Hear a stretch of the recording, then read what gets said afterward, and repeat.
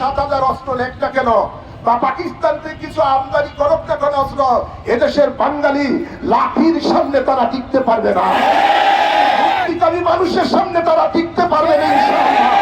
এই 7,500 অস্ত্র যারা লুট করে নিয়েছে, উপদেষ্টা বলতেছে, স্বরাষ্ট্র উপদেষ্টা, যে আমার সাথে ওদের কথা হয়েছে, নির্বাচনের সময় তারা এই ধরনের অস্ত্র ব্যবহার করবে না। তবে বোঝা যায় এই 7,500 অস্ত্র লুটপাটের পিছনে হাত রয়েছে স্বরাষ্ট্র উপদেষ্টা। জাতি একদিন তার বিচার করবে ইনশাআল্লাহ। আমরা বারবার আমরা দাবি জানিয়েছি যে অবৈধ অস্ত্র উদ্ধার করতে হবে, অপারেশনের মাধ্যমে, সেনাবাহিনীর মাধ্যমে, কিন্তু সেটা উদ্ধার করা হয় নাই। তাই সামনে জাতীয় নির্বাচনের ব্যাপারে আমরা শঙ্কিত।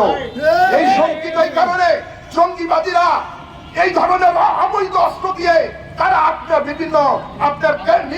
বিভিন্ন ক্যাম্পকে দখল করে, নির্বাচন সেন্টারকে তারা দখল করে, তারা কৃত্রিম ভাবে তারা পার থেকে বিজয় দেখিয়ে এদেশের জনগণের উপরে তারা জিতবে, তারা আপনার সেখানে তারা শাসন করার জন্য একটা ষড়যন্ত্র করতেছে।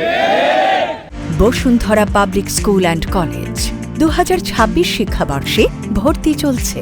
তাই আমি দেশবাসীকে বলবো, 71 যেমন এদেশের বাঙালি জাতি বাস লাঠি ছোটা দিয়ে যেমনি ভাবে সেই পাকিস্তান হানাদারকে বিতাড়িত করেছে, ওরা যতই 7,000 7,500 অস্ত্র লেখ না কেন, বা পাকিস্তান থেকে কিছু আমদানি করুক না কেন অস্ত্র, এদেশের বাঙালি লাঠির সামনে তারা টিকতে পারবে না, মুক্তিকামী মানুষের সামনে তারা টিকতে পারবে না ইনশাআল্লাহ।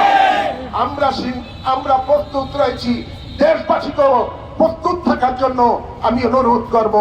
এদেশের সুফিবাদী সংগঠন ইসলামিক ফ্রন্ট বাংলাদেশ এবং সুন্নি জোট, আমরা ইনশাআল্লাহ প্রস্তুত রয়েছি। এদেশ আল্লাহর ওলিদের দেশ, এদেশ বাবা শাহজালালের দেশ। শাহজালালের উত্তরসূরিরা রয়েছে সুন্নি জনতা। এই দেশকে কিভাবে রক্ষা করতে হয় এই সুন্নি জনতা জানে ইনশাআল্লাহ।